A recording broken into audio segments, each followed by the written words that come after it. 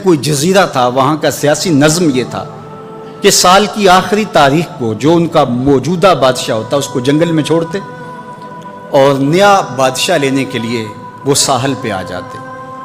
جو پہلا شخص ساحل پہ اترتا اس کو اپنا حکمران مان لیتے، جو بھی حکمران بن جاتا وہ خوش ہو جاتا، حالانکہ اس کو بتا دیتے کہ ایک سال کے لیے تجھے منتخب کیا ہے، سال کی آخری تاریخ کو تخت سے اٹھائیں گے، باندھیں گے، جکڑیں گے، اور اسی جزیرے کے دوسرے کنارے ایک جنگل ہے جہاں خاردار جھاڑیاں اور موذی جانور ہیں، وہاں تجھے پھینک دیں گے۔ وہ بھول جاتا، کہتا دیکھی جائے گی، اور سال کی آخری تاریخ جب وہ رسیاں اور زنجیریں لے کے آتے تو وہ پریشان ہو جاتا کہ آنکھ جھپکنے میں سال گزر گیا، پتہ ہی نہیں چلا۔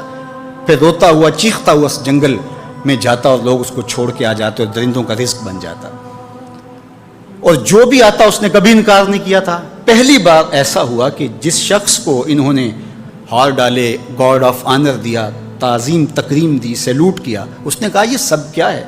کہا کہ آج کے بعد تو ہمارا حکمران ہے۔ کہا میں تو امور سلطنت نہیں جانتا، میں تو تاجر آدمی ہوں، چیزیں بیچنے آیا ہوں۔ کہا کہ ہمارا اصول یہی ہے کہ سال کی پہلی تاریخ کو پہلا شخص جو جزیرے پہ قدم رکھتا ہے وہ ہمارا حکمران ہوتا ہے۔ اس نے کہا میں تو امور سلطنت کو نہیں جانتا، تو یہ کس طرح ذمہ داری قبول کر سکتا ہوں؟ انہوں نے کہا کہ تمہیں کرنا ہوگی، اس کے علاوہ کوئی راستہ نہیں ہے، ہمارا یہ قانون ہے، ضابطہ ہے، اور یہ بھی بتا دیں کہ سال کی آخری تاریخ کو تجھے اسی جنگل کے دوسرے کنارے چھوڑائیں گے جہاں موذی جانوروں کا رین بسیرا ہے۔ تو اس نے کہا اگر انجام اتنا دردناک اور خطرناک ہے پھر تو میں بالکل جانے کے لیے تیار نہیں ہوں۔ تو انہوں نے کہا تو چاہے نہ چاہے باندھ کے بھی تخت پہ بٹھانا پڑا تمہیں بٹھائیں گے۔ اس نے کہا اچھا مجھے یہ بتاؤ کہ سال بعد میری بات مانو گے یا نہیں؟ انہوں نے کہا کہ ہاں، قانون میں تو ترمیم نہیں کر پائے گا، لیکن یہ ہوگا کہ تیرے انتظامی حکم ہم ماننے پہ مجبور ہوں۔ اس نے کہا ٹھیک ہے، میں تمہارا حکمران بننے کے لیے تیار ہوں۔ رومی بولتے ہیں کہ جب بھی کوئی شخص تخت نشین ہوتا تو وہ بھول جاتا کہ میرے 7 سال کی آخری تاریخ میں کیا ہونے والا ہے۔ وہ عیش و عشرت کرتا اور یوں وقت گزارتا، سال کی آخری تاریخ آنکھ جھپکنے میں آ جاتی۔ لیکن یہ پہلا شخص تھا، تخت نشین ہوتے اس نے پہلا حکم نامہ جاری یہ کیا کہ کمانڈوز بلائے جائیں۔ بلائے گئے، کہا اس جنگل میں چلے جاؤ جہاں تم بادشاہوں کو پھینک کے آتے ہو، اور وہاں کے موذی جانور کاٹ ڈالو۔ پھر بلدیہ کے ملازمین بلائے، کہا جاؤ جا کے وہاں کی جھاڑیاں کاٹو۔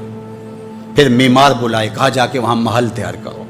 کچھ لوگوں کو بلایا، کہا جا کے وہاں پھول لگاؤ، پھلدار درخت لگاؤ، سایہ دار شجر لگاؤ۔ پوری حکومتی مشینری اس جنگل کو کٹوانے، وہاں کے موذی جانور قتل کروانے، اور وہاں خوبصورت محل بنوانے، کنویں کھدوانے اور پھلدار درخت لگوانے میں صرف کر دی۔ اب سال کی آخری تاریخ کو جب وہ زنجیریں لے کر آئے تو اس نے کہا کہ مجھے کیوں جکڑتے ہو، میں خود جانے کے لیے تیار ہوں، اس لیے کہ یہ اس تخت پہ آرام سے نہ بیٹھا، یہاں بیٹھ کے تیاری وہاں کی کرتا رہا جہاں اس نے جانا تھا۔ کافر اور فاسق دنیا کے تخت پہ عیش کرتا ہے، بھول جاتا ہے کہ میں نے کہاں جانا ہے، اور صالح مومن اس تخت پہ آرام سے نہیں بیٹھتا، جہاں جانا ہے اس کے لیے تیاری کرتا رہتا ہے۔ اور جب جنازہ اٹھتا ہے تو وہ کہتا ہے اجلوا بی ولا تؤخروا بی، دیر نہ کرو، مجھے جلدی لے جاؤ، میرا تو وہاں انتظار ہو رہا ہے۔ اور پھر جب وہ وہاں پہنچتا ہے تو القبر روضۃ من ریاض الجنہ، وہ جنت کے باغوں میں سے باغ بن چکی ہوتی ہے۔ وہ سارے تھور، ساری جھاڑیاں، ساری آگ اور وہاں کے سارے بھڑکتے ہوئے شعلے بجھا چکا ہوتا ہے، اپنے اعمال کے لشکر بھیج کے۔ ہم نے دیکھنا ہے کہ ہم یہاں آخرت کے لیے کچھ بھیج رہے ہیں کہ یہی سب کچھ لٹا رہے ہیں۔ دنیا کے مختلف ممالک میں جانا ہوتا ہے۔ تو ایک دفعہ میں اٹلی گیا تو وہاں ایک شہر میں مجھے کچھ دوست لے گئے، تو وہ چھوٹا سا گھر تھا، تو 20 سے 30 لوگ وہاں رہ رہے تھے۔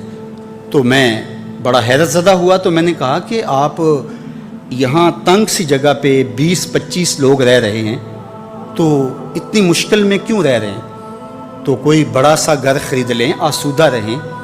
تو انہوں نے کہا کہ جناب آپ ہمارے علاقے میں جا کے دیکھیں، 5-5 کنال کے گھر ہم نے وہاں شروع کیے ہیں۔ ہم یہاں کمائی کرنے آئے ہیں، عیش کرنا تھوڑے آئے ہیں۔ ہم تو چند سالوں کے لیے آئے ہیں، اس لیے ہم یہاں سے کماتے ہیں، بھیجتے وہاں ہے جہاں ہم نے ہمیشہ جا کے رہنا ہے۔ میں نے کہا یہی تو میں سمجھانے آیا ہوں، جہاں جتنا رہنا ہے وہاں کا انتظام بھی اس حساب سے کرو۔ حضور نے فرمایا کن فی الدنیا کانک غریب او عابر السبیل، دنیا میں ایسے رہو جس طرح مسافر اجنبی رہتا ہے۔